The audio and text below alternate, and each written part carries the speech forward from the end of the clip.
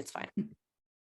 So when you are working, not just with ELLs, again, I'm telling you strategies for ELLs, but think of these as best practices for everyone.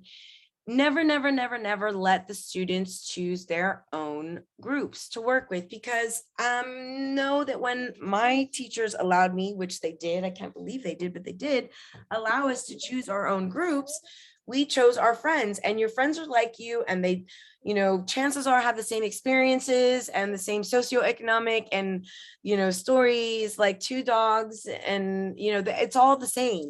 You're gonna get a lack of perspective, a lack of lens, right? And people bring in diversity, different lenses, different perspectives. I always teach every class the importance of diversity, how like if a class has people from different places, then it's going to be the most effectual class as far as learning things, is we're going to be able to look at it from 27 different perspectives instead of just one. If you look at it just from just one, you don't learn anything. And so even on a biological level, when people have IBS and their bowels stop working, there is a treatment, a very popular treatment, and it's a poop enema, and they actually shoot bacteria from someone else, from another healthy gut, into someone else's gut. And that introduction of difference, of that diversity of bacteria, literally fixes the health of a person, right? So their bowels are able to work as they should. For our ELL students, we have to carefully craft, like we carefully craft all of them, but especially so for them, we want to make sure that they have people in their groups that they can help acquire language. So you want to, with all our ELLs, if it's possible, and it is not always possible, I'm sorry to say, but it's really great when you can assign someone to sit next to them that's like their little buddy, class buddy. And typically you would want that person to speak their native language as well, and also English.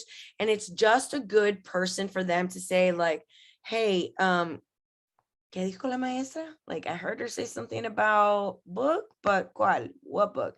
You know, while they're getting it, there's nothing wrong with utilizing their native tongue while they are acquiring another language.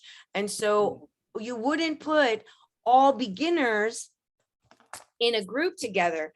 And I'll show you why right now. And we haven't looked at it why. Well, just like skip a little bit and go back to the focused.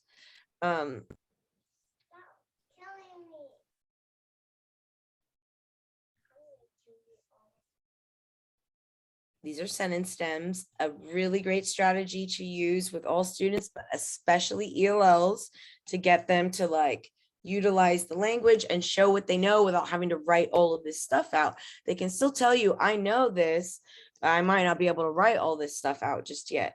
So sorry, this is very laggy, but I'm trying to get to the descriptors. So here's how you read them, but we're going to take a look at the listening descriptor, or, you know, the other one just said the groups. In the groups, you have to be able to listen and speak, right? So for our beginners, beginner English language learners have little or no ability to speak English in academic and social settings. That means, like, can I go to the restroom is a social setting type conversation, and they do not have it. It is absent almost wholly with beginners. So when you're grouping, you wouldn't want to group all beginners together because they would only have Spanish as a language.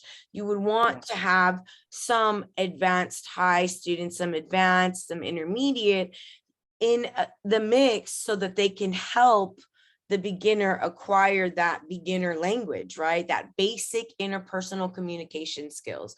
That's there's two different types of language we have to learn, and it's BICS, which is basic interpersonal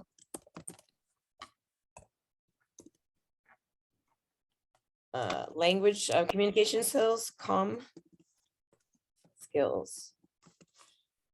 And then you have CALPS. And that's cognitive academic language proficiency skills. So That's that academic specific, talking about mitochondria and neurons. That's that specified language. We're just talking about being able to speak in a social setting. Beginners lack that, mainly speak using short words, maybe yes or no, things that they've heard, they're either memorized or mimicked. Let me see, maybe hesitant to speak. They are often hesitant to speak. I don't know what it must feel like to leave your home country. I know for certain that it was not the choice of any of the students that I had that came to me as beginners. And it's jarring to not know the culture, to be in a situation where people are demanding so much of you and you have very little to ask for help, agency with which to say, help me do these things you're asking of me. So it's really important for our ELLs in the beginning that we try to build their oh wait, let me do this draw business. Try to build vocabulary, right? They speak using a very limited bank of like, maybe say need or eat or yes and no. Our job is to build that vocabulary. And the way that we build it is by direct instruction, by engaging with different stories, visuals, and myriad, multiple, manifolds, like millions of opportunities to listen to native English speakers speaking and their peers, and to practice speaking. And in order for students to be in a place where they are going to be comfortable practicing at a beginner level, then the rest of the class has to know this is an environment, you know, the classroom climate has to be very supportive, very like, we don't laugh if you have an accent. That just means, that just tells everyone in here that you use more of your brain than others, you know, that's what an accent says to someone. So you need not be ashamed. So like getting them to feel comfortable and like not embarrassed, because the quickest way to the acquisition is by playing in the language. And so as much as possible, even I would ask like the cafeteria ladies most, and luckily for me, or the schools that I taught at, predominantly in the Valley, they were, you know, mostly all Spanish ELLs, but in San Antonio, we did have students from Nigeria, we had students that speak Mandarin. And so it wasn't always possible to do the like buddy sits next to you and speaks your native language, you know, and that's when it becomes really, really, really hard. And you have to continuously be doing needs assessment, because our beginners and even sometimes our intermediates, because they're still shy and they don't have that agency just yet, they're not going to ask for help. They're not going to say, I don't understand, because they don't even know that they don't understand or have the language to ask for clarification. So it's our job to be constantly doing needs assessments on our beginners and our intermediates to make sure they have everything that they need and we know what, you know, where they are. So that is how we read through these, looking through the different descriptors and how they just sort of like grow. From here, they mainly use single word short phrases consisting of recently practiced, memorized, or highly familiar words to get immediate needs like eat or food. Speak and often give up in their attempts to communicate. A lot of giving up simply because it's incredibly frustrating to need something and not have a means of getting it or communicating it. And like as an adult who has full control of their like emotional, like, you know, that's frustrating. And so for a child who is just learning to grasp those emotional needs, it's so you're lucky if you get a shutdown and not like a, sometimes kids act out, but because it's like really frustrating because I need something and you can't give it to me, or I don't know how to, you know, ask for it. Especially some of the little ones, there might be like, you know, behavioral outbursts as a result of that frustration. So with our intermediates, they have the ability to speak in a simple manner using English commonly heard in routine academic and social settings. So it's not going to be super out of the routine, which is where the practice comes in. That myriad practice and you asking the lunch ladies to like talk to my class when they come in, because I would tell them like, talk to my class when they come in, when I bring them in for lunch. And, you know, hey, how are you doing? And have them saying, oh, good, I went here, I want this kind.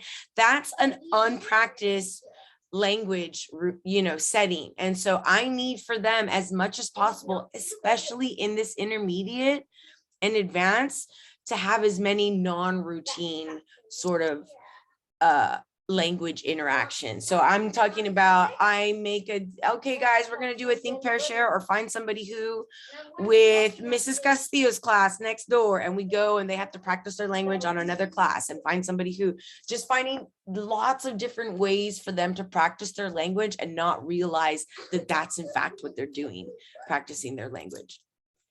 So they're able to express simple original messages, speak using sentences, participate in short conversations, so they can do the group interactions better than the beginners. The beginners are going to be more like the bright-eyed, you know, deer in the headlights type situation. But as the more we build their word bank and their language comprehension, the more readily accessible they are to participate in group activities. And so it's best to start with from like smaller, like from think, pair, share to a sort of like a larger group interaction, practicing with the smaller ones because it is intimidating and sort of frustrating. So that's a good strategy that you would use to support ELL students. May hesitate frequently for long periods to think about how to communicate desired meaning. This is important to remember, that they are sort of translating in their head here, and to increase wait time after you ask questions. Increasing wait time is a strategy to help ELL students. It gives them the time to process what you just said in a different language, and then to like soak it in and think of, and then translate back what I would like to say to you. So that increased wait time works so well, helping our ELL students in order to be able to give more meatier responses than just yes or no and you know, short responses. But increased wait time is a strategy that works with everyone. Research shows if you're having a group discussion about text in your ELAR class that you've read, or a poem, increasing wait time after you've asked your poignant questions is going to help get better responses during in-class discussions. So what you mean is, like, if you're having an instruction and you ask some questions, you just kind of sit back and have them process it? So let's say that we read a short story together and I said, okay, Brenda, what does the rose symbolize for Emily? And so I'm gonna, instead of giving you 10 seconds and then moving on to someone else, increasing the wait time so that you have, and not saying, okay, I'll ask someone else. And then even a step further is not even allowing them to not answer, to say like the second step after, like, let's say 15 seconds of silence, be like, okay, Brenda, would you like to phone a friend?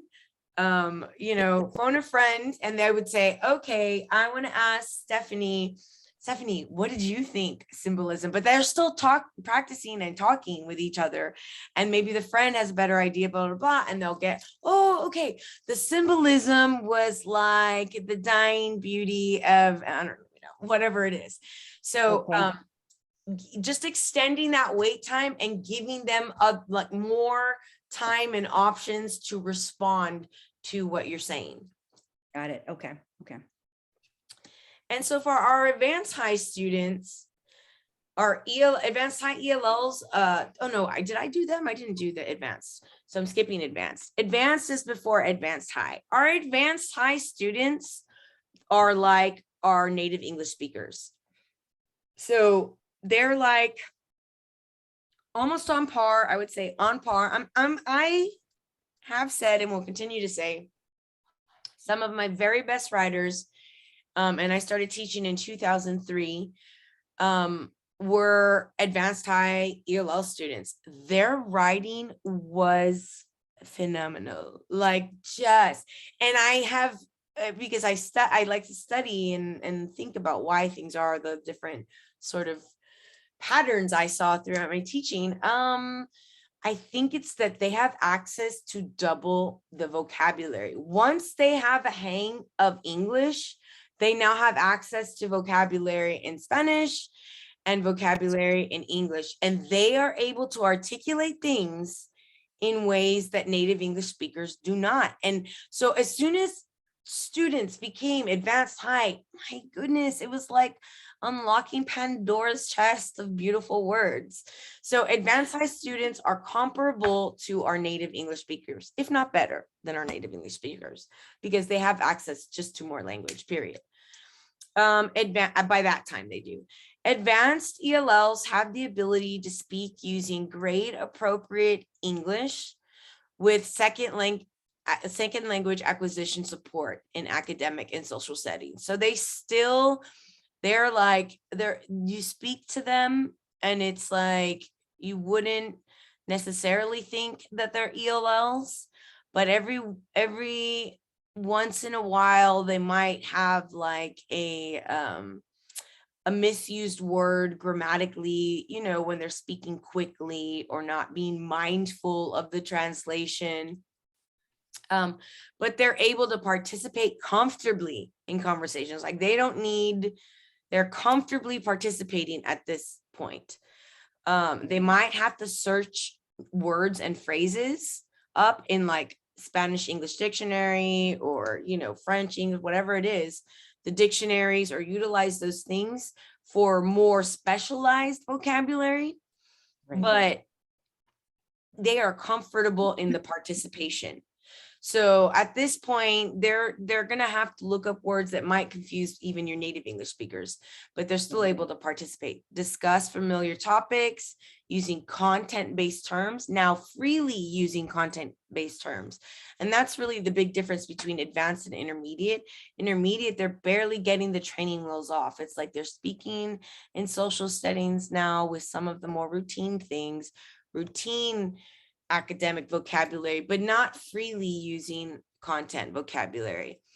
They're using common abstract vocabulary and can speak in detail about familiar topics, like it's some detail.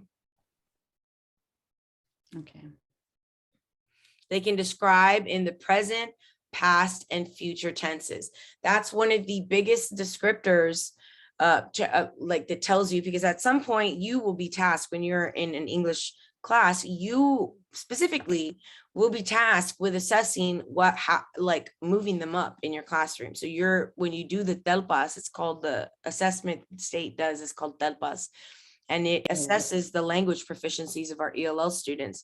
And so they give you this criteria, and you have to look at their listening skills, their speaking skills, their reading and their writing skills, and look for descriptors to see, are they in this category still? Have they moved up? And so for like writing, for instance, intermediate students are going to not be able to write in past tense if they're Spanish speakers. They'll speak in present tense if asked to narrate, like talk about a time that you did this. It's one of the markers, because in Spanish it's different, and so it translates into not being able to speak in the past tense. So getting them to do it, they're most comfortable speaking in present tense. It's hard for them, so that's a marker. Once we know they have that down, that's when they get moved up to the advanced. And they make no grammatical, here, they're complex sentences to narrate and describe, comparable to native English speakers. And I'm telling you, it's better than native English. Once the ELLs get to advanced a high, it's like, give them their doctorate degrees. No, I'm just kidding. But they are very eloquent. It has been my experience. So, You know what I noticed? They're really good with math. The ones oh, students are, absolutely. they're, I don't mean that's irrelevant, but they're really No, absolutely. And you know what? And it's the universal language. And so that might be because it is something that is not so foreign once they come back. It is, they do excel in that content area in throughout their schooling more, because I believe, and it is luckily the universal language, because it's the same in Germany that it is in America, with some differences if you're American and European and use the metric system, but math is math.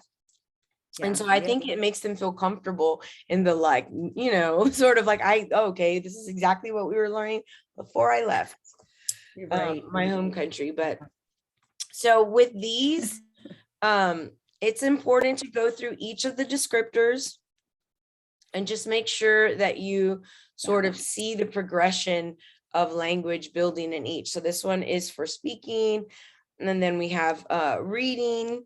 And like I said, once you become an English teacher, you'll have to rate them, and you'll have to look over this and learn what sort of clues show that they've moved up, that they are moving up in their proficiency in each of the areas.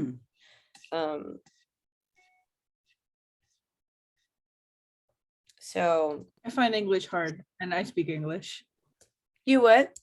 I find English hard and I speak English. It's an incredibly hard language. We have so many nonsensical words and words that just come from other languages, and it's just like a modge podge of sometimes difficult. I mean, even the way that we spell things, like the letters don't make sounds. Sometimes they're silent sounds, and it's like for no rhyme or reason. One of the most ridiculous ones, and I'll write it for you right now, and just a little bit of history I like to tell my students when they're like complaining about spelling. But the word give, love, gave, have. Give, love. All of those didn't have E's on the end of them. Like love was spelled love, like that. And when they made the printing press, the way that it was, the way that it showed up on the printing press at the V, it made a little what is it? Like loop-de-loop off of it. And it looked like an E off of the V on the printing press. And it looked like that. So that all the words that ended in V, it made a little whatever. And they're like, oh, let's just make it an E. Okay, well, people have to learn this. And it's for no rhyme or reason now that this E now at the end of these words doesn't make a sound, because the only reason it is spelled this way, it is because of the advent of the printing press, and any word that ended in a V, it left it off like that. Literally made up. Yeah, it's literally made up. So that's hard for some people, yeah, it's a difficult language too. And like I said, they're also in tandem learning content areas and electives and cultural nuances. So it's a scary thing for some of the students, depending on where they come in, and how much support they have. There is a wonderful book, I'll show it to you right now. I have on my YouTube channel, like a video of me reading it and sort of explaining the different things that the ELL, that the teacher sort of does wrong. I don't think she means to do it wrong, but there are some oversights in the day that she receives this new girl, and she doesn't eat on the first day as a result of her not thinking, like she doesn't know the routine and when people call you up and to get your tray and so there are lots of little things that we don't think about. And this book was written by Gina Paul, and she is a teacher, and this is about her experience when she came and she spoke, I think she was from like she's, I'm trying to look. It's like, what was she speaking? But she didn't have anyone that spoke her language. And then she finally gets this kid who used to be, and he helps her. But like, she also hears people talking about her.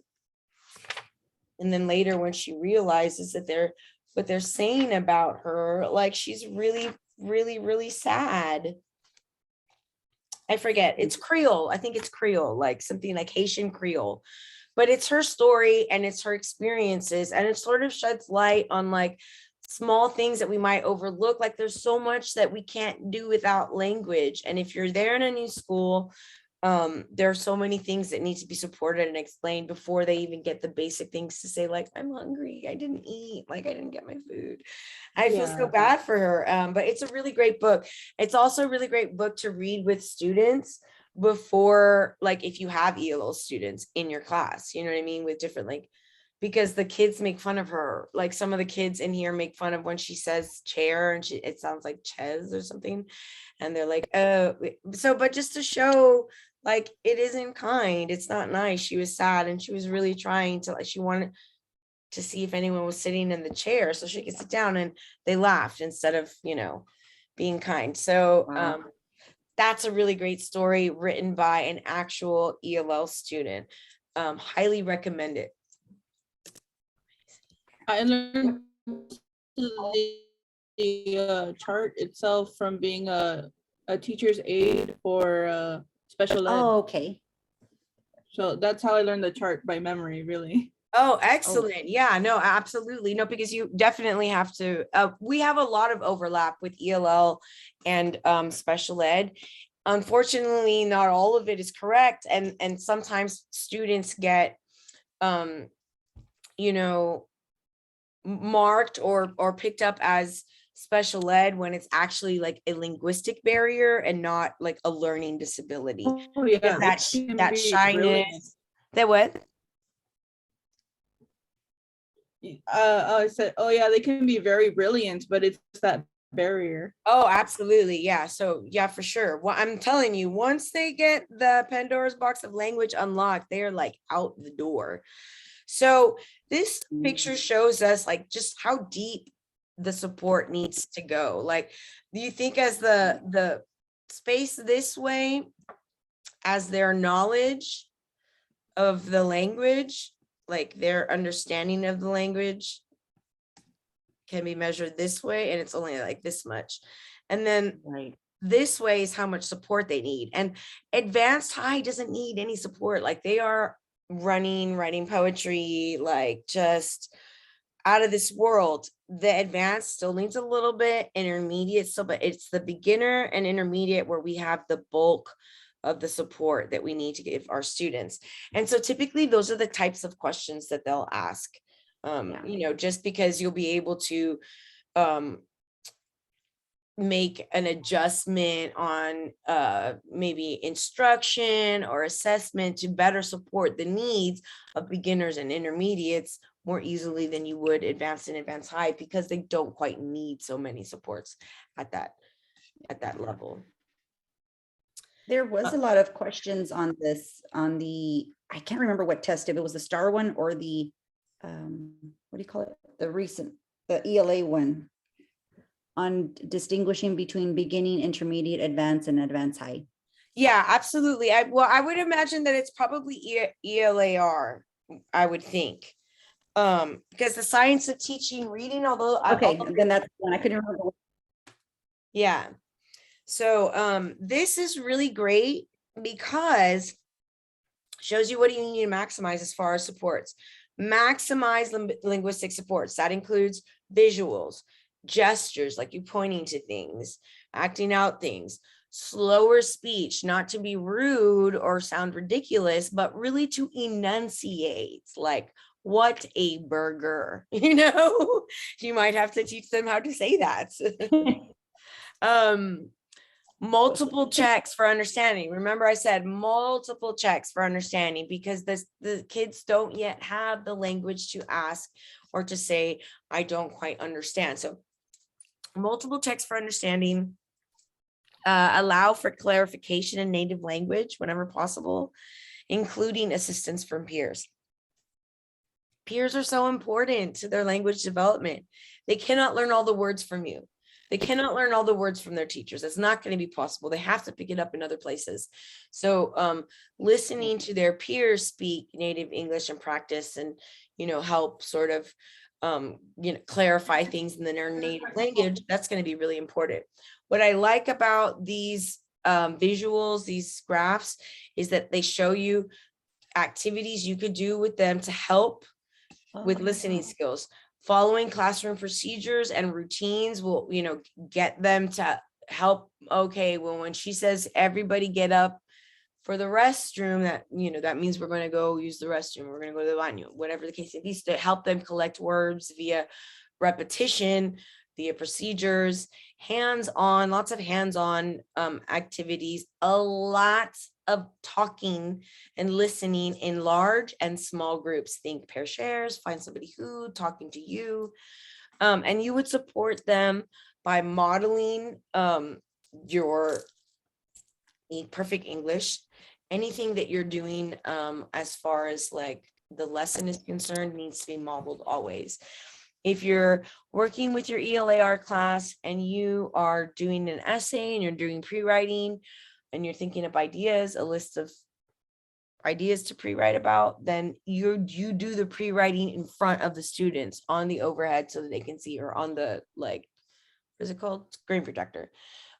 You are working on an introduction or a thesis statement, then you write your couple of different thesis statements for them, model for them every single thing you want from them. Finished product, especially, you want to model, to show them before, and then allow them to apply what they learned through independent practice. And then you walk around and you give feedback and allow them to, to think pair share with people so they can get feedback from their peers, and their peers can see what each other's doing. So for their intermediates, again, still using concrete models, illustrations, pre-teaching vocabulary and previewing vocabulary before you even pre-teach it. Using multimedia, very important. Using visuals and videos to the fullest extent to clarify ideas and concepts, right? To help build that language, to help build their prior knowledge. Okay, so this is a great resource. This is with speaking, tells you what you can do with speaking. Oh, let me, so sorry, discuss this here. Always respect a beginner student silent period. And they all have it. It's like this shock thing that they're like, I'm here and all these people are wanting all these things. And for some kids, I mean, I saw one kid and her silent period was almost like 4 weeks long. She wasn't ready to talk yet. She didn't want to she was in 7th grade. Yeah. I mean, we were all really, really worried. And obviously we were trying to speak with her and still engage her in class, but we couldn't say you must respond to this. She wasn't ready yet. I remember her name, Yamileth. I mean, that was so many years ago. And I remember her name because it was so shocking to me that she stayed. I mean, I used to get on my report cards that I never shut up, but she just was silent in every class. And it took her longer to acclimate. And you never want, the kids will talk when they're ready to talk. And she was fine. I mean, she was listening the whole time. She wasn't talking to us. She was like, y'all aren't going to make me be stupid. I'm going to stay here for 4 weeks and learn a whole bunch of words silently. And then when I practice, I'm going to come out the gate with 30 words, I think that's what she did, but because she did fine, but it was on her own. She didn't speak at all. I used to joke with her, I didn't think you had a voice. I was worried for you, girl. but she was fine, and there were, because we met and spoke about it, the teachers in seventh grade that had her, and it was important, and we knew then, you know, we're not going to force her to talk. She'll talk when she's ready. She, you know, if it goes you know, the entire 6 weeks, we'll bring someone in. And so that's when sometimes a special ed someone can be brought in, because she hasn't spoken for 6 weeks, right? And then that becomes a thing. But we just waited, and she eventually talked, and she, like I said, she was fine. And but respecting the silent period is really important with ELL students that come. Can't force them to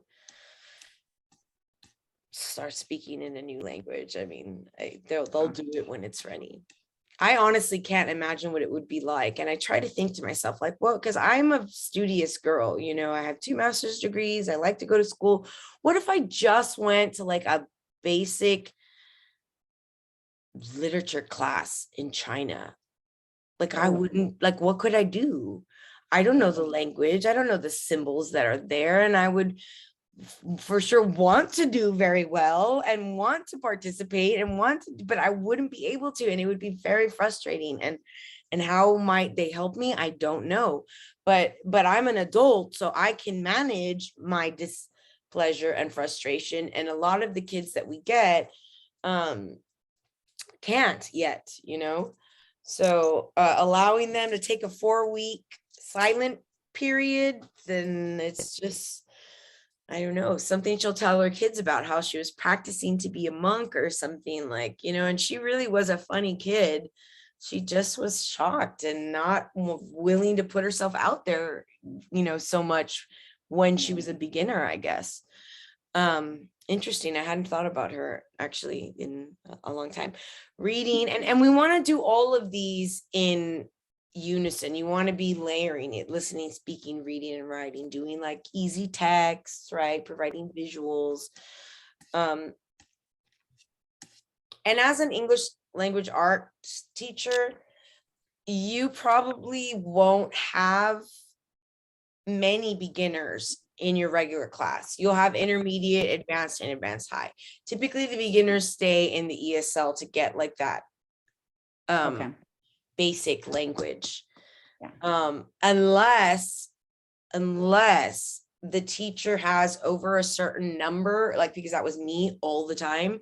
I always had a certain number of ELL students in each of my classes, and then that was like an ESL class, because I had so many in there, and they could put beginners because we did so many ELL strategies, and there was such a like, and I forget, the state changes it based on availability of teachers, I suppose, but on like what constitutes, like how many ELL students in a class constitutes as like an EL designation, teacher designation. Okay, so definitely read through these.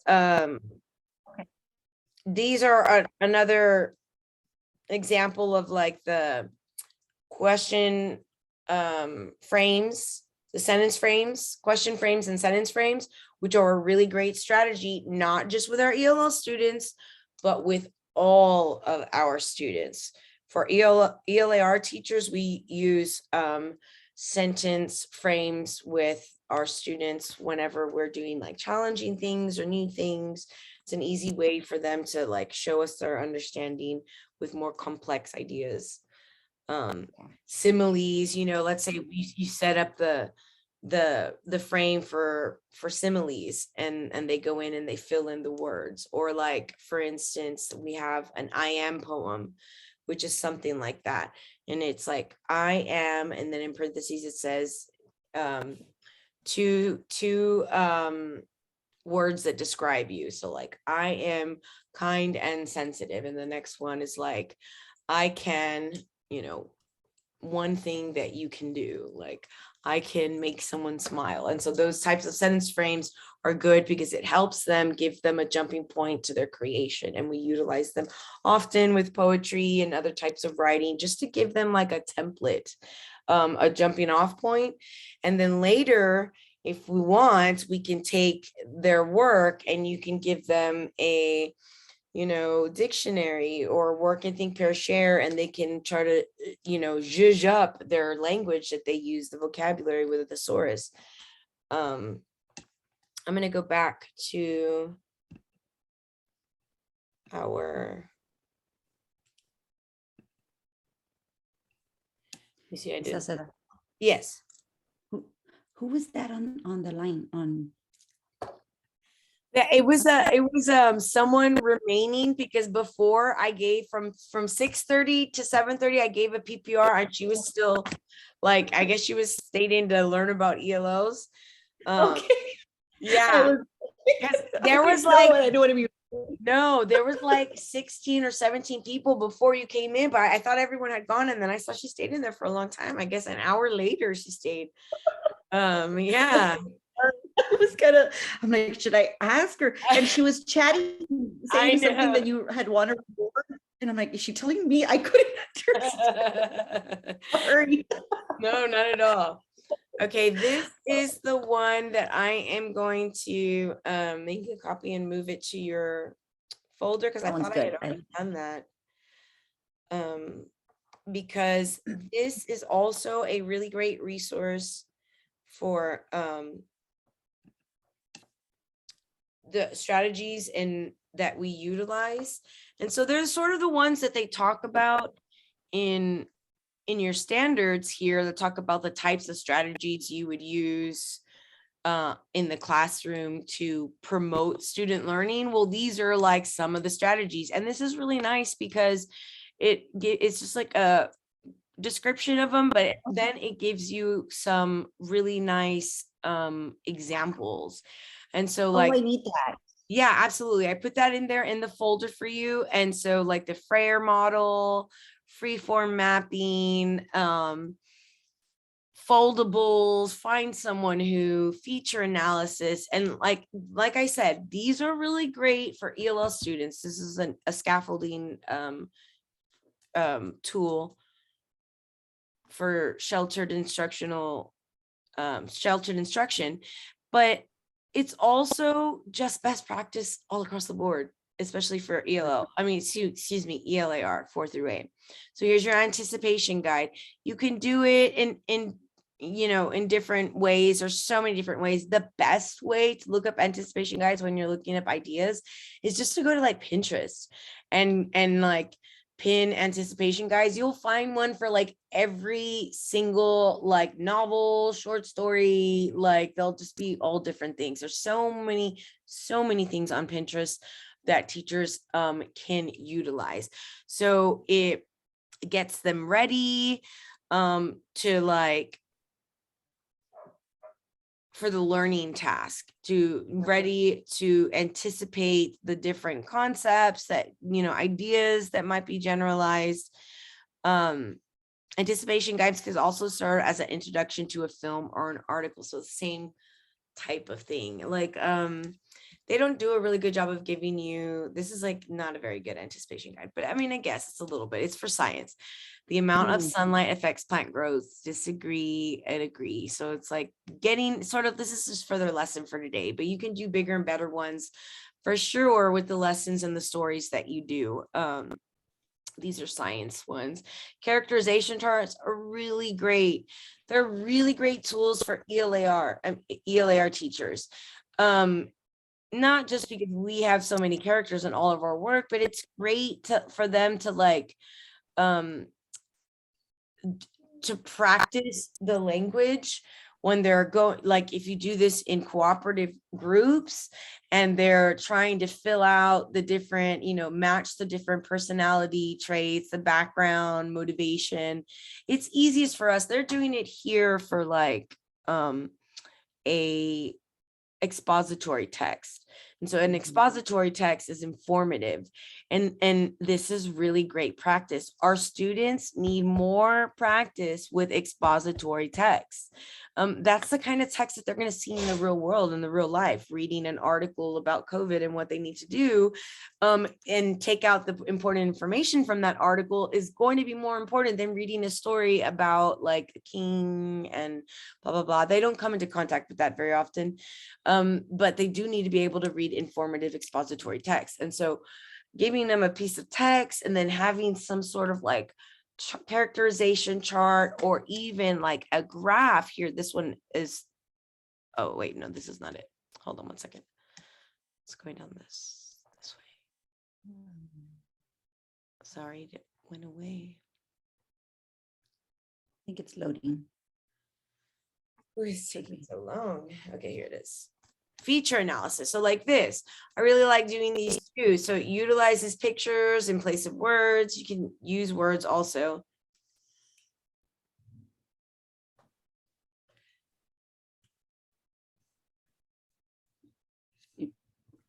Okay. Hopefully, Cut off. hopefully it's loading really slow. It's coming. Okay. So you see how, so like feature analysis, great tool, good for kinesthetic learners, visual learners, and it helps them process the reading afterwards. You could do this in so many different ways, not just with science. You know, looking for text features when you're reading different expository text, or different, like compare and contrast, like there's different features for different genres of text, and having them sort of identify them, or even, you know, breaking out expository texts about mammals and different types of birds, but having them go through the text and then put it out on like this form helps them with comprehension, with learning, with vocabulary, plus they're interacting with each other. They're helping each other, saying, oh no, you put it wrong. Mammals aren't just on land, they're also in water, you know, and so that is a really great tool. I love find someone who and it doesn't just have to be social. This is a great way to get them to practice language. And I have never done or like said, okay, guys, we're gonna do find someone who, and have them been like, oh no, but they love find someone who. It's like hide and go seek or scavenger hunt for them. But so you just create the list of questions or things, items that they need to go find, and then they have to find people in the class or in other classes that they can list. So Nice. Okay. can find someone who can define what a need is, plant need. Or you could do find someone who has a dog, find someone who's been to New York. And so you can even do find someone as one of your like anticipation guides. So like, let's say you're going to do a unit on Shakespeare, like find someone who's seen the movie Romeo and Juliet, like find someone who has a poem memorized or something, you know, different things that you could do to get them ready for whatever you're going to do. They love doing find someone who. Okay. You're so creative. I mean, like, that's what I think of. I'm like, I can't, like when I was looking at the essay or the written portion, I'm like, how do you know what I feel like I'm not creative. Like I'm good at instruction and I can be direct and make my instruction, but it's just, how do y'all come up with these like strategies, you know, different type of activity? Well, it's just through doing and learning, through experiencing. And a good way to learn is, if you ever have time during your conference periods, is go sit in on a master teacher. Okay. You know, just say like, I just want to go in and take a look. You know, I am a crazy person for foldables. I do foldables all the time with everything. And I had students leave my high school class and tell me, come back and tell me later, I took my interactive notebook, we called it the DJ, the dialectical journal. I took my DJ with me to college, but because all their foldables were like all of the literary terms, all of the everything. And so yes. Sure, ask them, ask your brother to get it for you. So I, some of them kept them, they still have them, and I have some of them too, some of theirs, and we filled them to the brim with different things. I love foldables because they're great for vocabulary, they're great reminders of books that they've read, like every literary element. In fact, let me look for one so I can show you. I took one of my the science classes that I took before I graduated.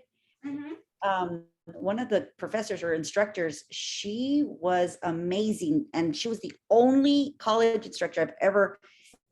She actually treated us, not in a bad way, but she kind of treated us like fifth graders. Yeah, like you're real students. And we did all of these activities. I still have all these. And it was fun. And and she treated us like fifth graders. She's like, you're going to be a fifth grader throughout the whole semester. And we did foldables. Yeah. And so she's like, you have to engage the students with all these. And I was engaged. I mean, I'm 30, I was 30 some, and I was so excited to go to her class and do, and so it is all these little pictures that I'm seeing. I'm like, it's coming back to me. Like, that's exactly what she had us do. Cut out construction paper, buy our own glue, like just kind of super, super neat.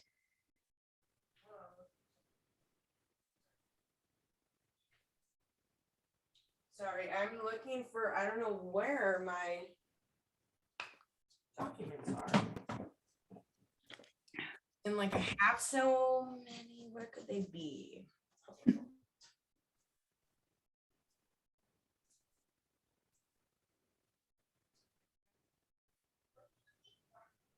I'm looking for your secret. No, babe, I'm looking for my notebooks.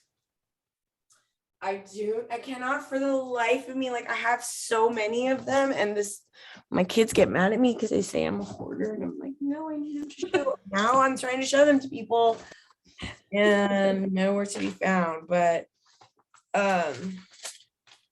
just no, baby, I'm looking for the ones that are from when I was a teacher, when I was teaching. Do you know? It's gonna get you your ice cream. Do you know where any of my notebooks are? Like they're old. What? Like it might be in Nate's room, I think. Hold on. Possibly. Notebooks. Yeah, my old teaching was that show her the devil. Vanilla ice cream was like so good.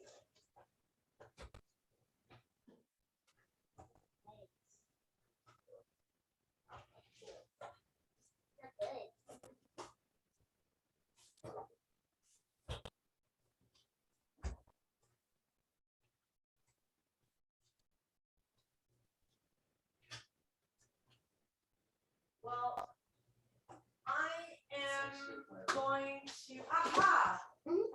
Or ice cream? Wow. Vanilla ice cream. Okay, I at least found one. I didn't find 10,000 of them. So, let's see.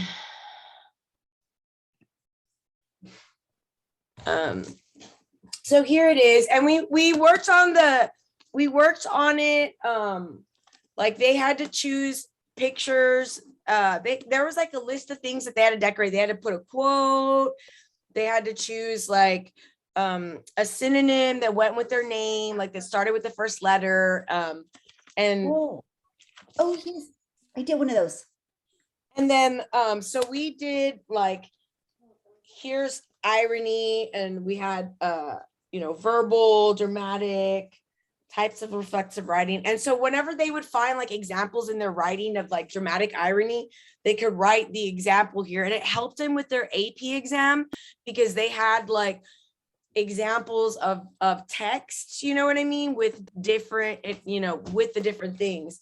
So like different ways to start your essay, and just doing things that's like with color and with movement or whatever. It makes such a huge difference for the students. and something that they can go back and look at. This is like not my best one at all, but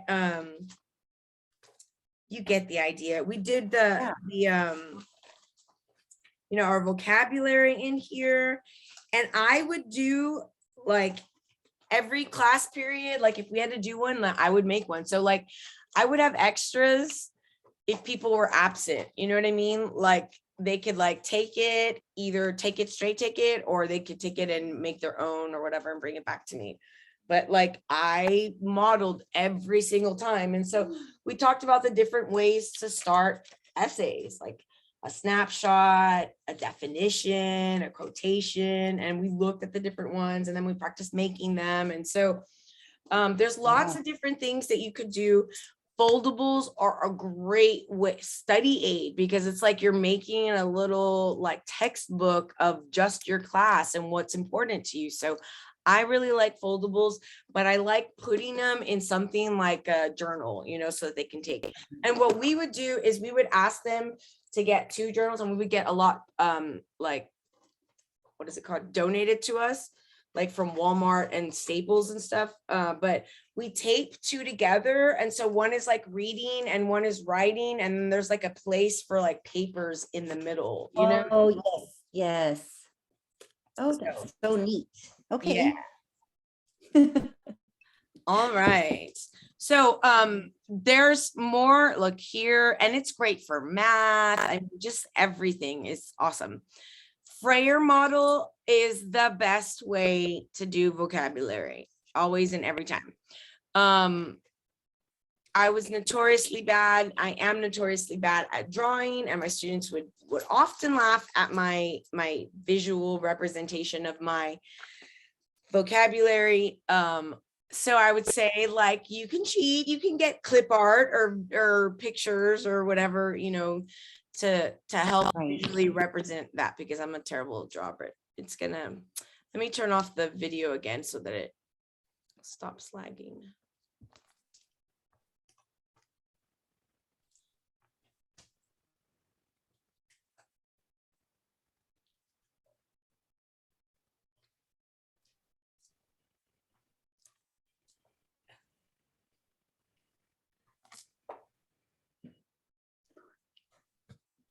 So this one is for science. And so it doesn't like necessarily have to be, I mean, you could even do a Frayer model for like, I don't know, for anything really, but it works really great for us. And I would use the Frayer model every single time. In fact, every week with the journals that I just showed you, every week they would pick up when they came in on Monday, like a blank copy, and it had like Frayer models on it. It had the Frayer models for this week that we were going to do our vocabulary and that they were going to put in their journals.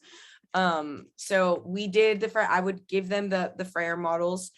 And sometimes they would want to draw them. Like later on, when it became more known that the earth is dying, I stopped making copies, and I'm like, okay, everybody draw the Frayer model in your thing.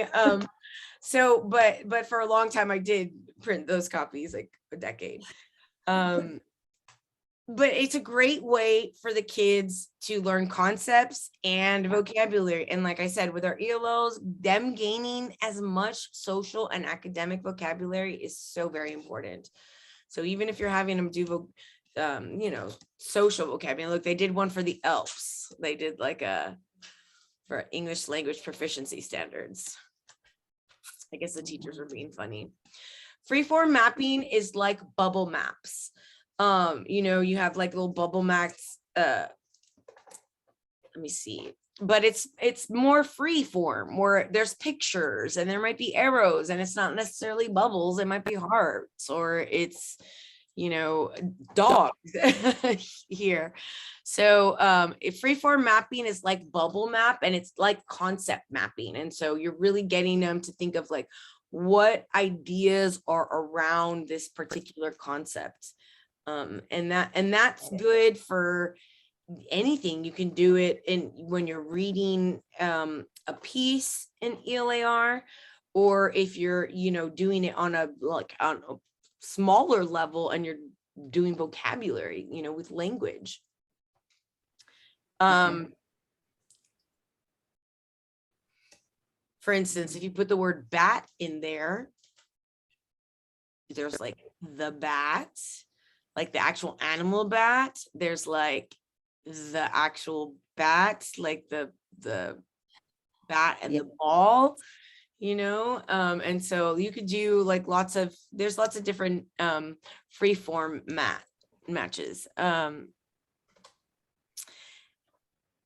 Integrating drawing and illustration to anything that your kids do is going to enhance their ability to show you that they've achieved something. So for instance, students have multiple like learning modalities. They might be auditory, visual, kinesthetic, tactile, right? And so as teachers, they have different paths that they like to be on, right? That they feel comfortable in, that they can shine on. And it's our job to give them multiple opportunities, multiple paths or avenues to shine, which is why adding drawing, why adding sketching, symbolism to written text will help clarify meaning for us, but also for them as they're creating it in their mind, clarifying what they mean.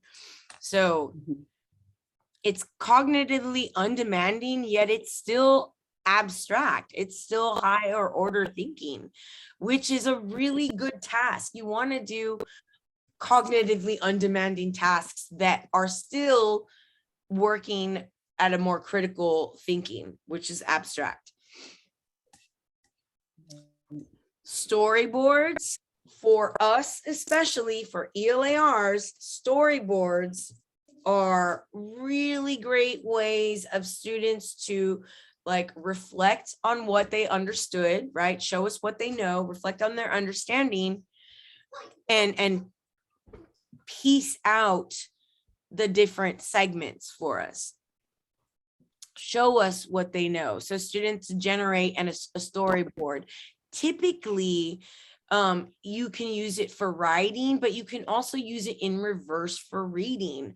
Give them a storyboard and have them fill out the storyboard according to what they comprehended in the reading, right? To the details and the things. So it works. This works really well both ways to sort of check for understanding in a reading afterwards, you know, and kids like to do this in groups. And you can do this for any of the short stories, any of the novels, even some of the lengthier poems.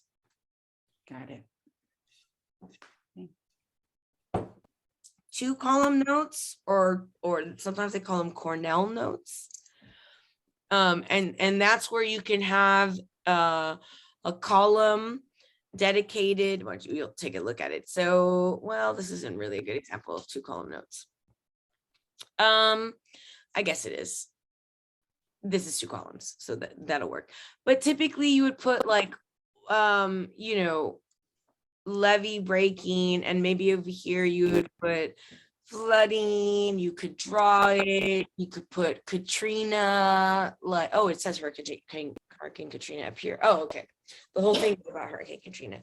So it's just having like a centralized idea on one side, and then on the other column have Yes, several ideas. So it would be like if you did a bubble map, and this was like the main bubble, and over here you put different things, and it could be pictures, it can be like real world events, it could be definitions, it could even be questions.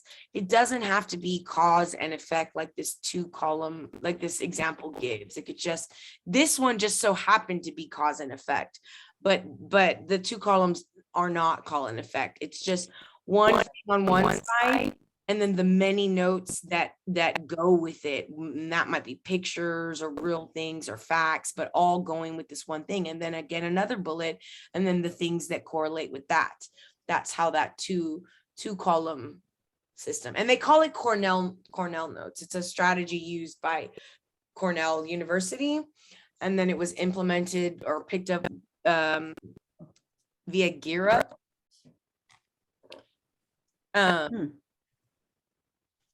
Okay. So this is an example of window painting.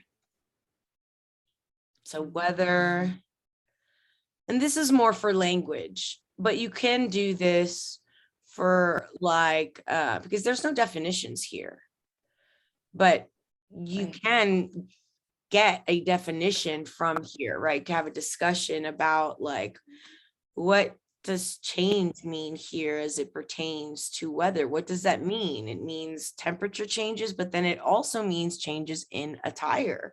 Like it means bathing suit season is here. It means, you know, all the things that are connected to that. And you also get them to play with mixed media, which is very important because later they'll have to analyze media and mixed medias for messages, you know, as they get older and their English language arts curriculum becomes more rigorous and more abstract and complex, they will have to analyze, you know, multimedia and medias for validity, for facts, for meaning, and getting them to play in these activities helps them understand later on, you know.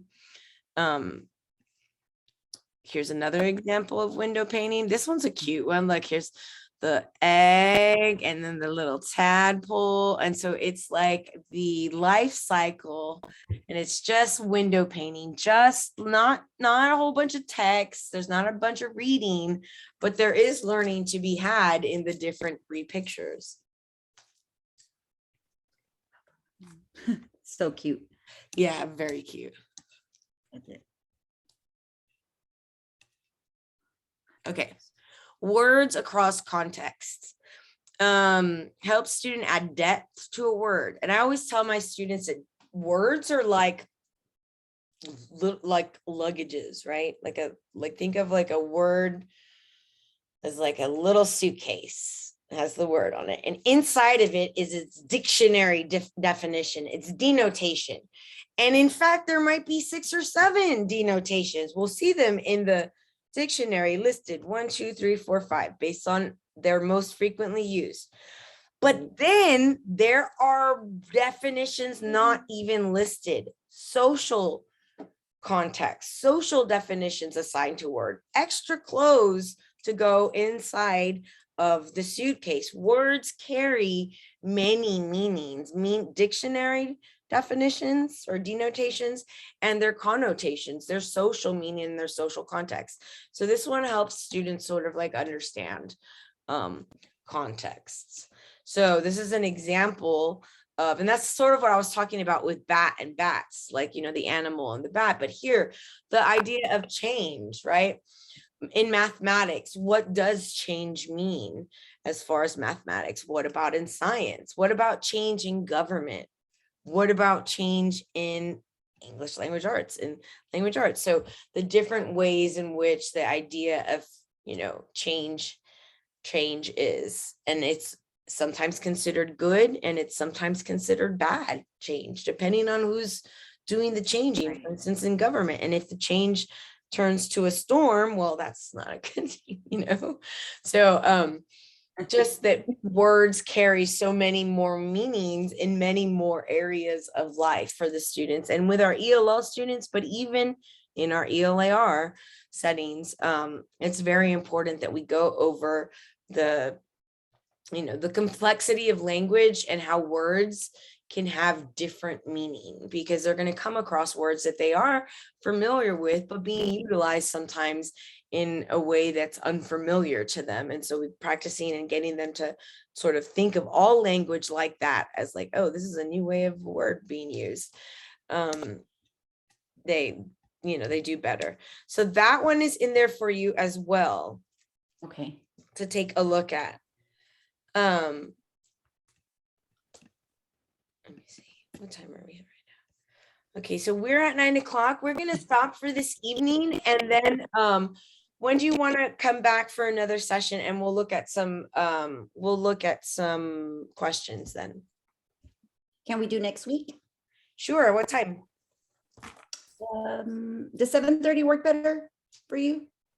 Sure. Yeah, that's Or- fine. 7:30 is fine. Okay. We can do what, okay, Mondays are kind of, Tuesdays Okay. are good, Wednesdays. Tuesday's fine. You want to do Tuesday? Okay. Yeah, Tuesday at 7:30. What time? 7:30? Okay. All Yeah. right, sounds good. Don't forget to be How do I going over, send you the? don't forget to be going over your cheeks. I put them here. Oh, yeah. Yeah, I Then, did. I did. Well, some of them. I'm a lot. excellent. Remember I said like 20 minutes, like at a time, just look over like one grade level, really get to know that one and then move on to the next. Yes, yes. Okay. How do I pay? Oh, you can pay via, do you have Zelle? Through your bank? I think. I do. Okay, you can just do it through Zelle, Stephanie Salceda, and just use my phone number and it'll just go straight directly from your bank to mine. Oh, okay, cool. I like Zelle. I feel, yeah. Okay. Yeah, it's definitely the most secure. It's what I prefer. Yeah, I know. Me But too. not all banks have it. Not all banks have it, apparently. No, I don't think like credit unions. I don't know if they do. Or Yeah, they don't. like They First don't. Community. They don't. Yeah. Mm-mm. I have Wells Fargo, so I think. Um,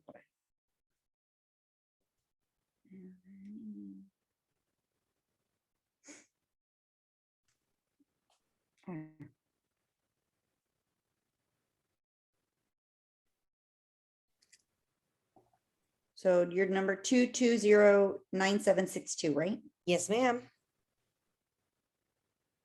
Okay. And you said it was 60? Yes, ma'am. Okay.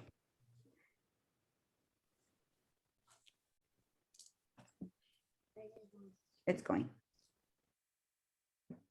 All right. Well, you did really well. All of the stuff we went over is very important as far as like being able to answer the questions and knowing like the types of strategies that they might talk about, because you know they'll talk about a KWL strategy on the exam and you just have to kind of know what a KWL is.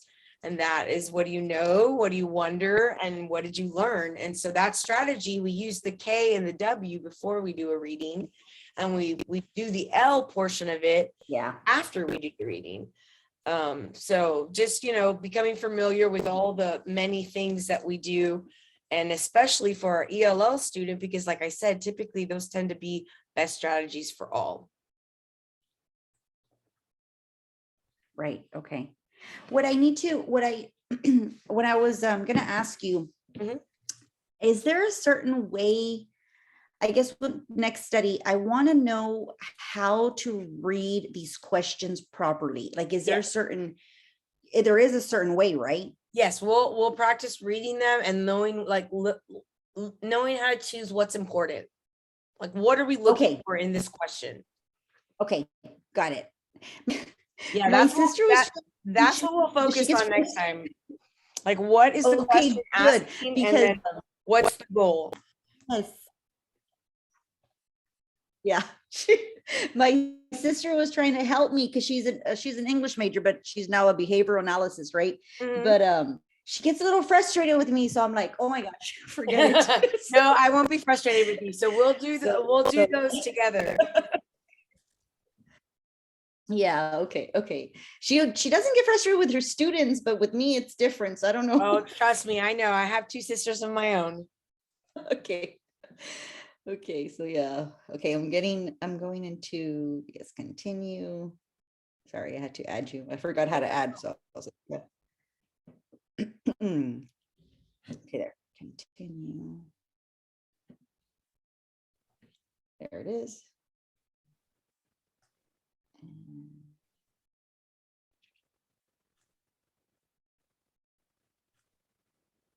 Okay, it's sending. All right. Well, it was a pleasure as always. Thank you for being patient with our like guest that stayed for an hour.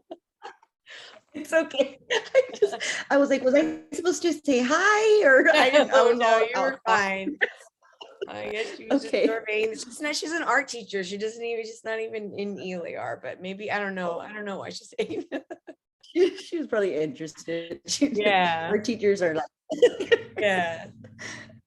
okay. Well, no, thank you again. And I really, really enjoyed it. I'm understanding a lot more than what I knew before. Absolutely. Well, good. I'm glad. And next time we're gonna attack the the question analysis and get to see like how to get to what they're asking. Perfect. Yes.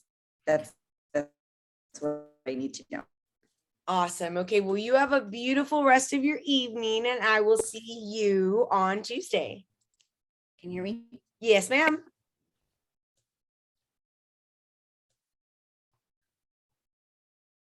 Yes. See you Tuesday. All righty.